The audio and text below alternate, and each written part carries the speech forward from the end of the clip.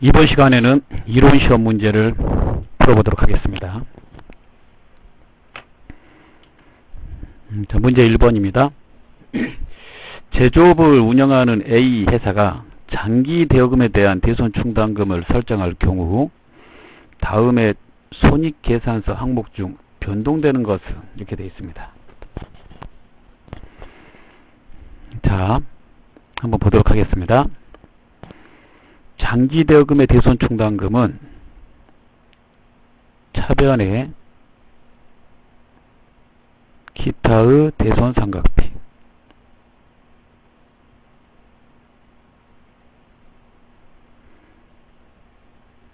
대변에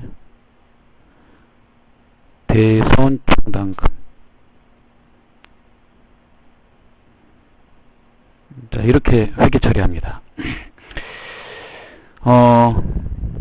기타의 대손삼각비는 매출 채권이 아닌 기타의 채권, 즉 매출 채권 외의 채권을 말합니다. 그럴 경우에 비용 처리하기 위해서 사용하는 계정입니다. 이 계정은 영업의 비용에 속합니다. 자, 그러면 이 대손충당금을 설정을 했다면 기타의 대손삼각비가 영업의 비용에 속하므로 손익계산서 항목에 변동을 주는 것은 4번이 되겠죠. 법인세 비용 차감 전 순익. 왜 그러냐면요, 손익계산서를 보면 맨 위에가 뭐가 있어요? 매출액. 그 다음에 그 밑에 매출원가 이렇게 있고요. 차감해서 매출충익, 그 다음에 판매비와 관리비, 판관비, 차감해서 영업이익, 그 다음에 영업의 수익 더하고요. 그 다음에 영업의 비용을 뺍니다. 영업의 비용 여기에 나오잖아요. 이거 빼면 법인세 비용 차감 전 손익이라고 그러죠.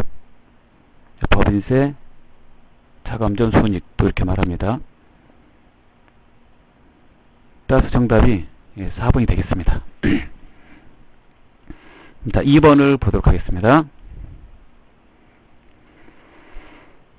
다음 중 재고자산의 기말평가 시 저가법을 적용하는 경우 그 내용으로 맞는 것은?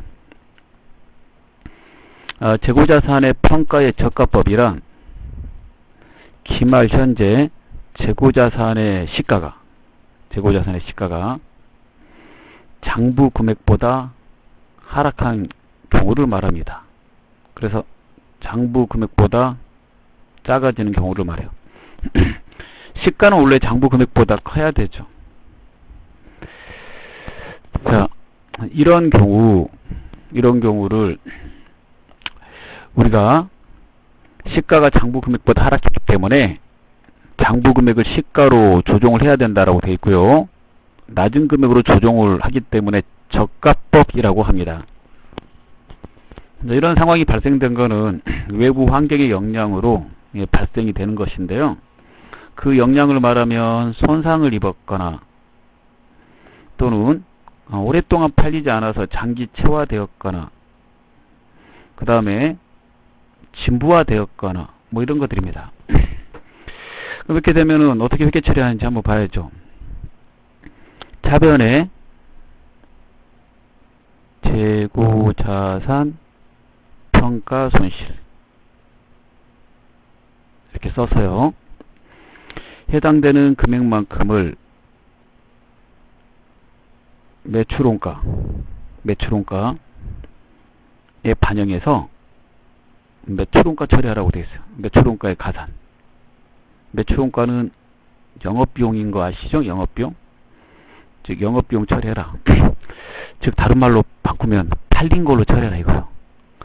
대변에 재고자산 평가충당금이라고 써서 해당되는 금액만큼을 재고자산 바로 밑에다 써서 재고자산에서 차감하라고 되어 있습니다.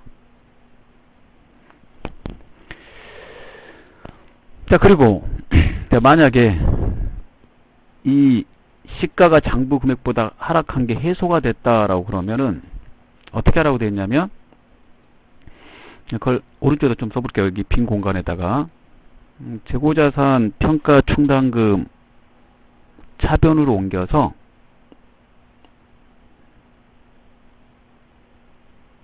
해소가 된다면, 해소가 됐다는 말은 시가가 장부 금액 이상이 됐다는 말이에요. 재고자산 평가 충당금 차변에서 해서 재고자산에서 차감한 거 없애라고 되어 있고요. 그 다음에 대변에 재고자산 평가 손실 환입을 쓰라고 되어 있습니다.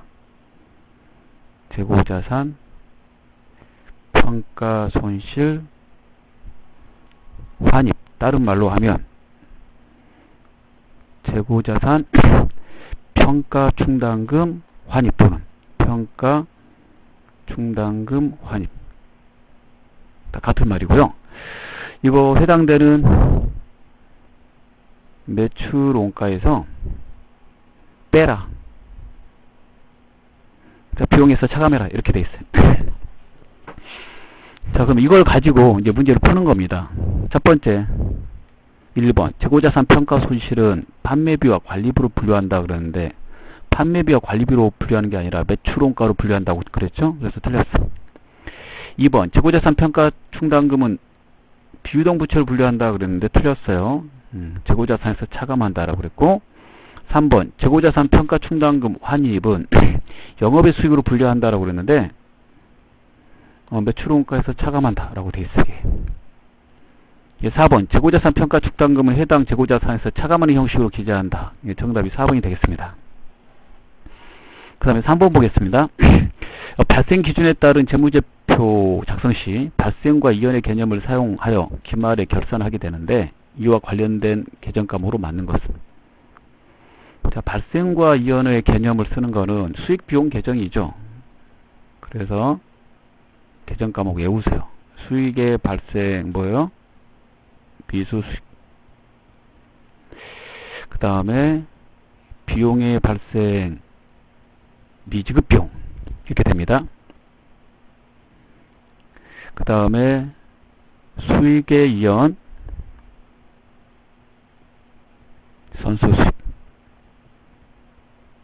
그 다음에 비용의 이연 선급비용. 이렇게 네 가지가 있죠. 네 가지 좀 외우셔야 됩니다. 그럼 정답은 1번. 하나밖에 안 나왔습니다. 예. 자, 이제 4번을 보도록 하겠습니다. 다음 빈칸 안에 들어갈 내용으로 알맞은 것은, 이렇게 되어 있습니다. 단기매매증권 평가손실 또는 이익, 이렇게 되어 있고요. 이 계정은 영업의 수익으로 처리하는 거죠. 영업의 수익. 매도관증권 평가손실 또는 이익은 자본의 기타 포괄손익 누계액으로 처리하는 거죠. 매도관증권 평가손실 이익은 영업의 수익, 영업의 비용으로 처리하는 거고요. 손실은 비용 처리하고 이익은 수익 처리하니까. 그 다음에 매도관증권 평가손실 평가이익은 자본의 기타 포괄손익 누계액으로 처리해요. 그래서 가번에 얘가 들어가야 돼요. 영업의 손실 붙었으면 뭐 손실, 영업의 비용, 예, 또는 수익, 이렇게 처리하고요. 예. 영업의 수익과 영업의 비용은 수익 비용이니까 손익계산서에 표시되는 거고요. 기타 포괄손익 누계액은 제가 자본이라고 그랬잖아요. 자본이니까 재무상태표 표시가 되겠죠. 재무상태표, 이렇게. 정답은 그래서 3번이 되겠습니다. 유가증권 중에 단기매매증권과 매도관증권은 결산 시에 시장성이 있으면 평가라고 되어 있고요. 그 평가할 때 단기매매증권은 단기매매증권 평가이익 평가손실로 해서 영업의 수익 비용 처리하고, 매도관증권은 매도관증권 평가이익 평가손실로 처리해서 이 단기간에 발생된 그 단기간에 단기간에 이게 처분할 목적으로 가지고 있지 않기 때문에 매도가능증권은 장기간 보유함으로 그걸 손익계산서에 반영할 수 없고, 손익계산서에 반영할 수 없는 거는 자본으로 처리하라고 되어 있기 때문에 자본으로 분류해야 된다라고 했습니다. 그래서 이거 좀 외우셔야 된다고 그랬죠. 예. 이론 시험에 많이 나오는 겁니다. 그다음 5번을 보겠습니다. 소프트웨어 개발 회사인 주식회사 항림은 새로운 소프트웨어 개발을 위하여 연구 단계에서 관련 정보의 탐색 비용으로 현금 1억을 지출하였다. 여기서 중요한 건 연구 단계라는 거예요. 프로그램 개발 과정에서 연구 단계에서 발생된 거는 비용 처리해라 이렇게 돼 있어요. 예. 그래서 개발을 할 때 언제 자산 처리하는 거냐면 미래 경제적 효익의 유입 가능성이 높고 그 금액을 신뢰할 수 있으면 그때 자산 처리하는 거거든요. 그래서 비용 처리해야 되므로 비용으로 되어 있는 걸 골라야 돼요. 그러면 하나밖에 없네요. 2번, 5번에 2번이 되겠습니다. 언제부터 자산 처리하냐면 미래 경제적 효익의 유입 가능성이 높고 그 금액을 신뢰할 만한 할 수 있으면 그럴 때 자산 처리가 된다는 거. 무형자산 편에 나와 있습니다. 자, 6번 보겠습니다. 상품 매출에 의한 매출의 누리와 매출 한입에 대한 올바른 회계 처리 방법은, 상품을 팔고 물건의 하자로 깎아주거나 반품 받은 거 물어보는 거죠. 우리가 이 매출액에서 공부했어요. 상품 매출은 매출액이잖아요. 예, 수익 비용의 매출액, 매출의 누리, 매출 한입 하나로 플러스 더 추가 하나, 매출 할인은 어떻게 하라고 그랬어요? 매출액에서 차감한다. 그래서 수익에서 빼야 된다라고 했습니다. 그래서 그렇게 써져 있는 거 찾아보면 1번인 게 되겠습니다. 자, 그 다음에 7번을 보도록 하겠습니다. 제품의 제조와 매출에 관련된 자료가 다음과 같은 경우 영업이익률은 얼마인가? 먼저 영업이익률이 뭔지부터 알아야 되는데요. 영업이익률은 전체 매출액에서 영업이익이 차지하는 비율을 말합니다. 그래서 이렇게요. 퍼센트로 나타낼 때 전체 매출액에서 영업이익이 차지하는 비율. 그러면 매출액은 100만원이라고 써져 있네요. 이렇게요. 그러면 영업이익을 구하면 되는데 이 영업이익은 어떻게 구해요? 영업이익은 매출액에서 매출원가를 빼고, 여기까지 빼면 우리가 뭐라고 그래요? 매출 총이익이라고 그럽니다. 여기에서 하나 더 빼야 되죠. 판관비, 판매비와 관리비, 이렇게 빼는 거죠. 그러면 매출액은 100만원 써져 있으니까 100만원 이렇게 하고, 매출원가가 제시가 안 됐는데 제시되면 좋을 텐데 판관비는 제시됐죠. 이게 16만원. 자, 매출원가가 어떻게 구하는 거냐면, 자, 다 제품, 제공품 나온 거니까 제조업이죠. 이제 제조업일 경우 매출원가는 팔려나간 원가는 작년에 팔려남은 기초제품에다가 더하기 단기 총 단기 예, 완성된 단기 제품 제조원가, 이거 완성된 거, 작년에 팔다 남은 데다가 올해 완성된 거 단기 제품 제조원가입니다. 제조원가 완성된 거 더하고 기말에 팔고 남은 기말 제품을 빼면 이게 팔려나간 거예요. 작년에 팔다 남은 거에다가 올해 완성된 거, 완성되면 제품이란 말 붙이거든요. 단기 제품 제조원가 더하고 그 다음에 기말에 팔고 남은 거 빼면 돼요. 기초 제품은 24만원이다 이렇게 돼 있고요. 기말에 팔고 남은 제품은 30이다. 단기에 완성된 제품 제조원가는 안 나와 있어요. 안 나와 있네요.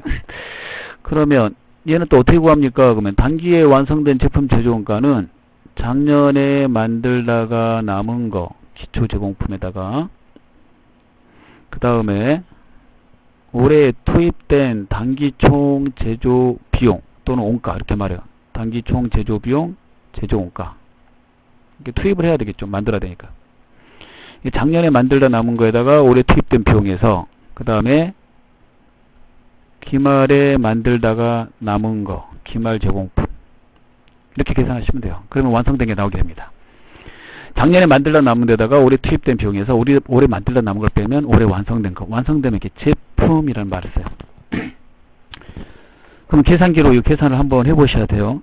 쭉 해보시면 영업이익이 얼마가 나오게 되냐면 40만원이 나오게 됩니다. 영업이익 40, 계산기 가지고 계산하시면 돼요. 그러면 40만원 곱하기 100 나누기 100만원 이렇게 하면 되겠죠. 100은 100%를 말해요. 계산기 쓰실 때 퍼센트 쓰시면 되겠죠. 100분율 100분율 버튼. 자, 그래서 이렇게 말하고요. 이렇게 계산하면 몇 프로가 나오게 되냐면 40%가 나오게 되겠죠. 뭘. 전체 100에서 40이니까 1번입니다. 자, 그래서 영업이익률의 공식을 알자. 다음 8번 문제 보도록 하겠습니다. 다음 중 재무보고의 목적이 아닌 것은? 자, 재무보고의 목적은 회계의 목적이죠. 쉬운 말로 바꾸면 첫 번째, 투자, 신용, 의사결정에 유용한 정보를 제공한다. 맞아요. 예. 그 다음에 미래 현금 흐름의 예측 및 유용한 정보를 제공한다. 그렇습니다. 예. 현금 흐름표를 작성하기 때문에 그래요. 그 다음에 3번, 경영자의 장기적 의사결정의 성과 평가에 관한 환경적 정보를 제공한다. 그렇지 않죠. 예. 정답 3번인데요. 예. 4번, 재무상태, 현금흐름, 자본 변동 등의 재무 정보를 제공한다. 맞아요. 재무보고는 1년에 한 번씩 작성을 하는 것이기 때문에요. 장기적 의사결정의 성과가 나타나 있지 않고요. 장기적 의사결정의 성과가 나타나려면 상당한 기간이 소요되잖아요. 그리고 그 평가에 관한 환경적 정보를 제공하고 있지 않습니다. 정답 3번이 되겠어요. 9번, 다음은 공손에 대한 설명이다. 가로 안에 들어갈 말은 공손, 이 고루 분량이죠. 여기서부터 원가회계가 되겠네요. 이거 생각해 보세요. 원가회계. 제품을 만들 때 불량이 발생되면 이를 공손이라고 그러고, 그러한 물건들을 공손품이라고 그러죠. 공손이 발생되면 정상적이냐 비정상적이냐 구분하라고 그랬죠. 정상적인 공손은 제품을 생산하는데 불가피하게 발생되는 불량을 말합니다.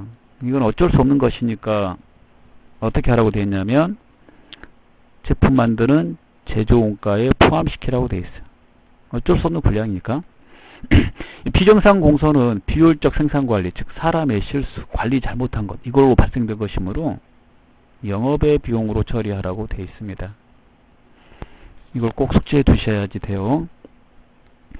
따라서 정답은 2번이 되겠습니다. 다음 10번을 보겠습니다. 다음 자료의 원가 행태는 변하느냐 변하지 않느냐 이걸 말해요. 모두 만족하는 것은 무엇인가? 자, 조업 또는 생산량이고요. 같은 말. 생산을 많이 하든 적게 하든 전체 들어가는 비용이 다 똑같네요. 예, 총 원가가. 예. 그리고 생산을 많이 하면 할수록 단위당 원가가 이렇게 줄어들고 있네요. 이건 뭐에 대한 거예요? 고정비, 고정원가 이렇게 되는 거잖아요. 그러면 고정비, 고정원가에 해당되는 거 그거 좀 암기해 두시라고 그랬잖아요. 그래서 좀 암기해 두셔야 돼요. 여기에 속하는 거 감가상각비 있고 이런 식으로 외우라고 그랬죠. 많이 만들든 적게 만들든 들어가는 거 똑같이 들어가는 거. 이게 전체 들어가는 비용이 항상 똑같아요. 보험료 암기하시면 돼요. 임차료, 각종 세금과 공과금 이런 것들이 있다. 따라서 정답은 10번에 2번이 되겠죠. 11번 보겠습니다. 단기 재료 소비액이 일부 누락된 경우 단기에 미치는 영향으로 틀린 것은? 단 제공품과 제품 계정의 기말 재고에는 영향을 미치지 않는다. 단기 제품 소비액이 일부 누락됐다는 거는 재료비가 소비한 거니까 재료비가 과소계상됐다는 말이잖아요. 재료비가 적게 잡혔다는 거는 재료를 조금 썼다는 것이므로 단기 총 제조원가, 단기 총 제조원가에 재료비가 들어가죠. 얘가 적게 잡히게 되고, 과소는 감소하고 똑같은 말이에요, 여러분. 예. 같은 말입니다. 예. 단기 총 제조 비용이 적게 잡히면 쓴 비용이 적게 되니까 완성된 것도 줄어들겠죠. 예. 단기 제품 완성되면 제품이란 말 붙이죠. 예. 제조원가도 어떻게 돼요? 예. 감소, 과소계상돼요. 그 다음에 제품을 적게 만들게 되면, 적게 만들었다고 이제 과소되면 매출원가도 당연히 적게 팔리니까 과소, 감소, 줄어들게 되겠죠. 이렇게. 그래서 일부 이렇게 누락이 되면 이런 문제가 발생된다는 겁니다. 매출원가가 과소계상되면 결국에는 비용 처리가 조금밖에 안 되니까 단기순이익은 어떻게 돼요? 단기순이익은 예, 과대되고, 단기순이익이 과대되면 자본은 어떻게 돼요? 예, 단기순이익 도하는 것이므로 자본에다 과대된다, 이렇게 말할 수 있어요. 예, 증가, 이렇게 말할 수 있겠네요. 뭐 증가로. 예. 예, 정답은 따라서 틀린 것 11번 정답 3번이 되겠습니다. 예, 증가라고 해야 되겠죠. 네, 이제 12번을 보도록 하겠습니다. 개별원가 계산과 종합원가 계산의 차이점을 설명한 것 중 틀린 것은.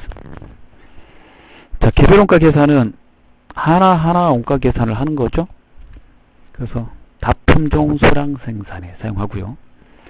종합원가 계산은 한꺼번에 원가 계산하는 거죠.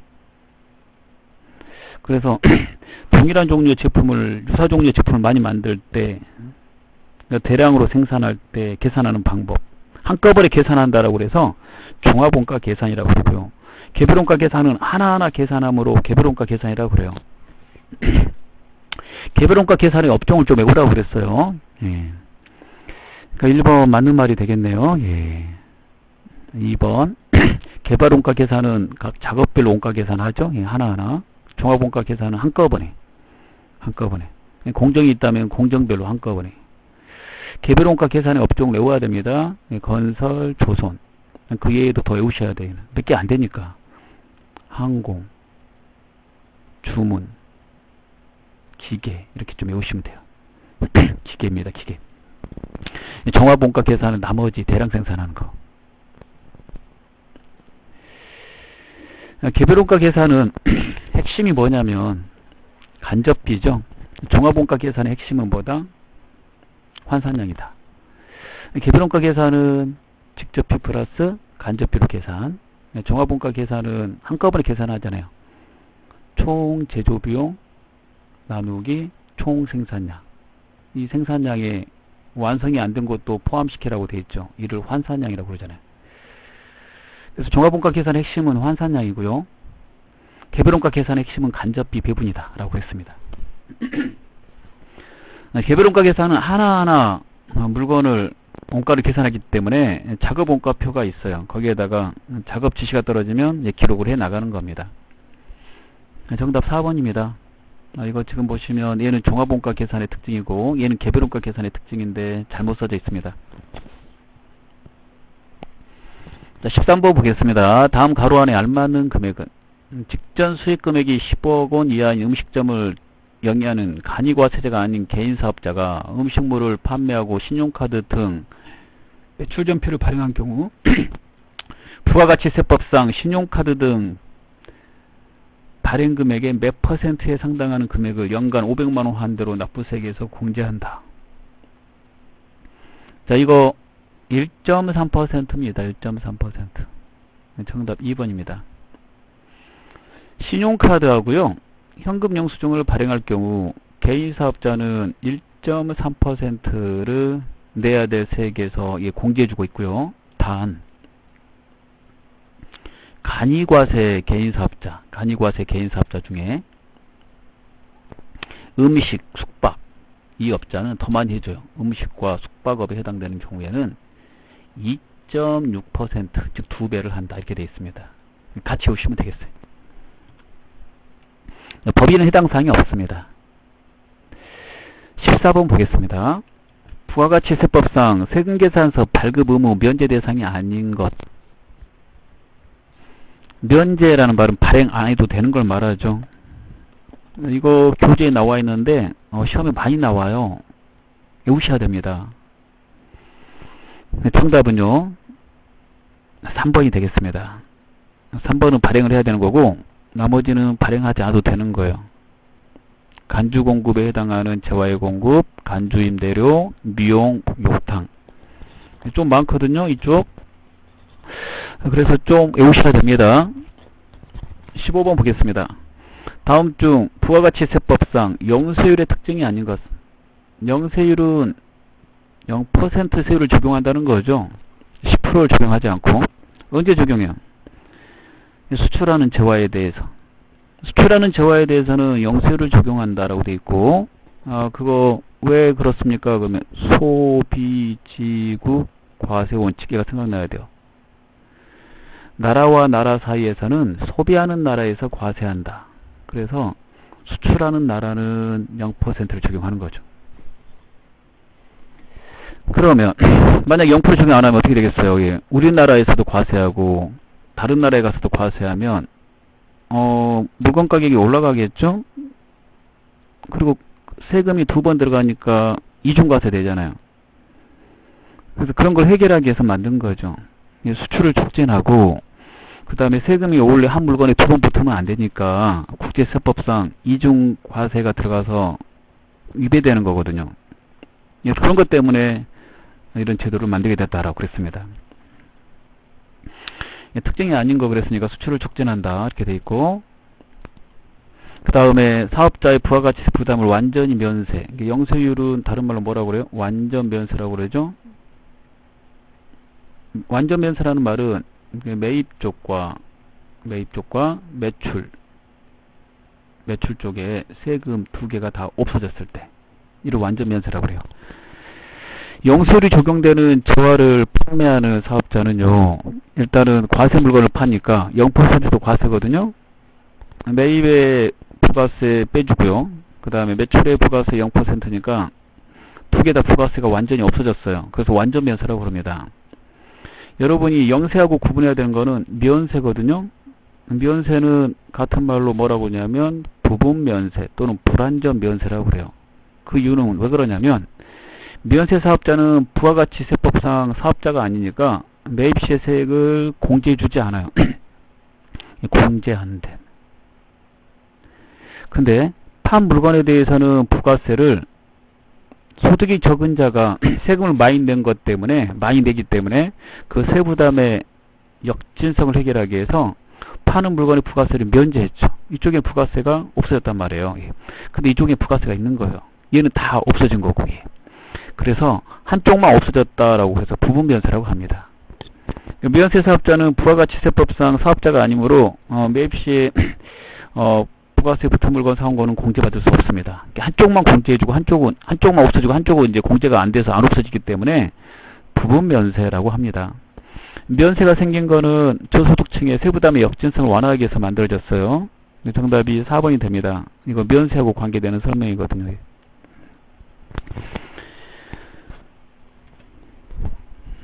자, 다 풀었습니다. 예, 수고하셨습니다.